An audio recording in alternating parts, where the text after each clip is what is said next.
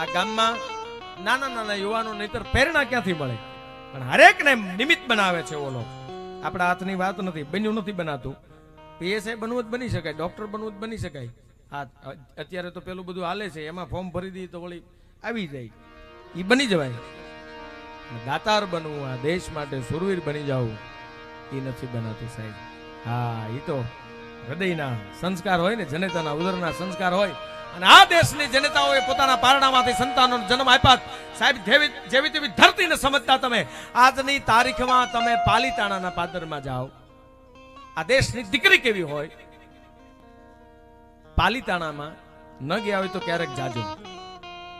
લાલા ભગત, બહુ સાંભળવા જેવી વાત. ભરત ભગત, આજ તમે, હું આ પહેલી વાર વાત કરું છું જાહેરમાં.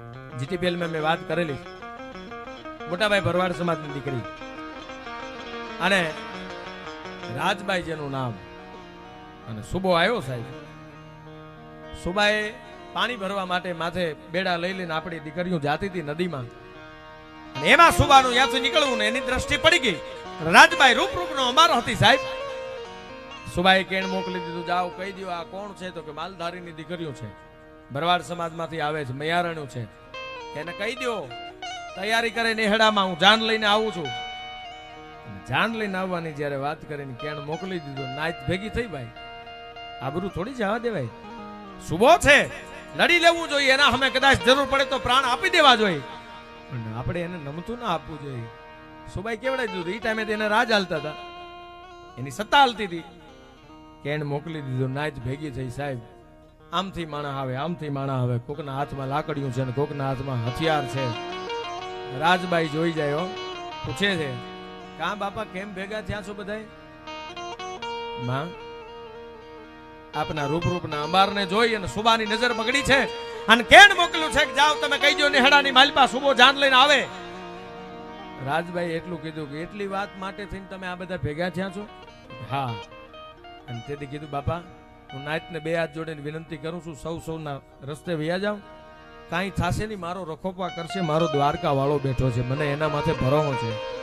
સાંભળજો, એના માર્ગે હાલી જાય ને ભરોહો કેવડો હોય ને એની લાજ કેવડી રાખે કે મને મારા દ્વારકા વાળા ઉપર ભરોહો છે, મારા માટે થઈ અને કોઈ બેનનો ભાઈ વીરો ગુમાવી દે, કોઈ પોતાની અર્ધાંગના પોતાના ધણીને ગુમાવી દે, કોઈ માં પોતાના દીકરાને ગુમાવી દે, મારાથી સહન ન થાય. બાપા મારા માટે થઈને આટલા બધા બલિદાન ન દેવાનું હોય. આપ સૌ નીકળી જાઓ, હવે એનો રસ્તો હું કરી નાખીશ. અને સુબો પોતાનું સાઈન તૈયાર કરી અને સડાઈ કરે છે, આવે છે. અને અહીંયા રાજબાઈ બરોબર વિચાર કર્યો, હો હવે આબરૂનો સવાલ છે, અને હું જીભ કરડીને મરી જાઉં, બાકી હું એના તાબે થાવ નહીં. હું ભરવાડની દીકરી છું. અને મનોમન પ્રાર્થના કરી કે હે દ્વારકા વાળા, જેમ દ્રૌપદી છે એ પોતાના વસ્ત્રનો થાય અને પ્રાર્થના કરે કે હે કાળિયા ઠાકર, હવે લાજ જાય તો મારી નહીં તારી, એમ નાભીમાંથી પુકાર કર્યો રાજબાઈ. હે દ્વારકા વાળા, હે મારા કાળિયા ઠાકર, હવે લાજ રાખજે અને મને ધરતીને કેમ માગ આપે અને હું હમાઈ જાઉં. અને સાહેબ ઈ જ ક્ષણે દ્વારકાધીશે પોતાનો પુકાર સાંભળ્યો અને ધરતીમાં તિરાડ પડી અને ધરતી ફાટી અને રાજબાઈના 10 આંગળીએ દીવા થયા અને હાડા ઠાટ કરતી રાજબાઈ અંદર હમાઈ જાય. ચૂંદડીનો છેડો બહાર રહ્યો છે. પાલીતાણા રાજબાઈમાના દર્શન કરવા જાવ તો હજી ચૂંદડીનો છેડો બહાર બેઠો છે. સાહેબ ઈ આ ધરતી છે, ઈ ધરતીના સંસ્કાર છે અને ઈ આ ધરતીની ખુમારી છે.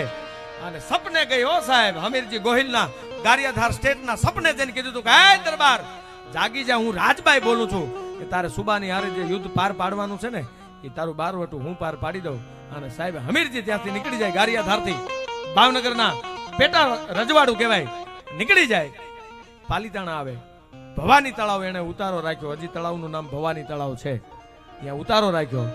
અને જેમ રાજબાઈમાં કહેતા ગયા એ પ્રમાણે દરબાર હાલતા ગયા અને પોતાનું રાજ પાછું અપાયું.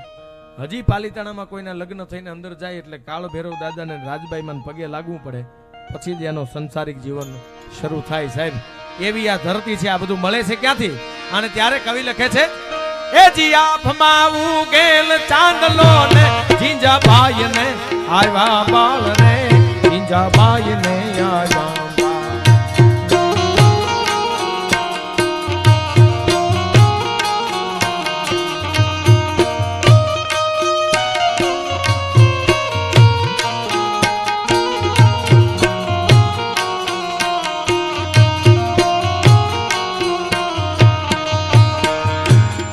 વાત એટલે કરી મેં યુવાન ડાયરો બેઠો છે ક્યારેક ક્યારેક આપણને કોઈ વડીલો કંઈક કહેતા હોય ને ખોટું ન લગાડવું આની અંદર વર્ણન આવે છે જીજાબાઈ શિવાજીની બાલ્ય અવસ્થા છે અને જીજીબાઈ છે ઈ દાવણના ઘૂંટડા પીવડાવે છે પણ એક પોતું છે પોતે એમ કહેવાય ઝેરમાં બોલી અને શિવાના મોઢામાં પાડે વળી પાછી ઝેરમાં બોલી શિવાના મોઢામાં પાડે તો બાયું જોઈને કીધું કે આ તમે શું કરો છો તમારા કોણા દીકરાને તમે ઝેર પીવડાવો છો શરમ થવી જોઈએ જીજાભાઈ જવાબ નો આપ્યો ફરીવાર કીધું કે જીજીભાઈ આવી રીતે ઝેર પીવડાવી દેવાય બાળકને કાલ મોટો થઈને ખબર પડશે મારી માં ઝેર પીવડાવતી માતૃત્વ પરથી ભરોસો ઘટી જાય કોઈ જીજાભાઈ ના કઈ જવાબ ના આપ્યો ત્રીજી બાઈ આવીને કીધું તને કહું છું જીજીભાઈ તો તારે દુશ્મનના મોઢામાંથી બચાવવો નહોતો તો પેલા મારી નાખવો હતો અને એ વખતે જીજાભાઈ છામ છામ છામ છામ છામ છામ છામ રૂવાડા બેઠા થઈ ગયા કીધું તું હવે સાંભળી લો હું આને ઝેર એટલે પીવડાવું છું કે કાલ મારો દીકરો શિવો છે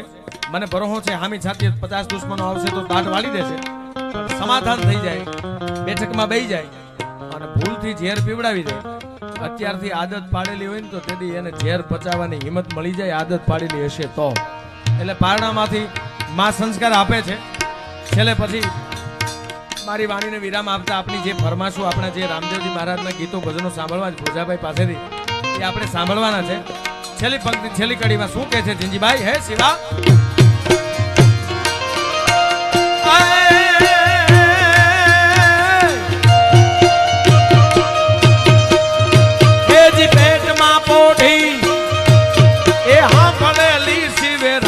લક્ષ્મણની વાત રે શિવે રામ લક્ષ્મણની વાત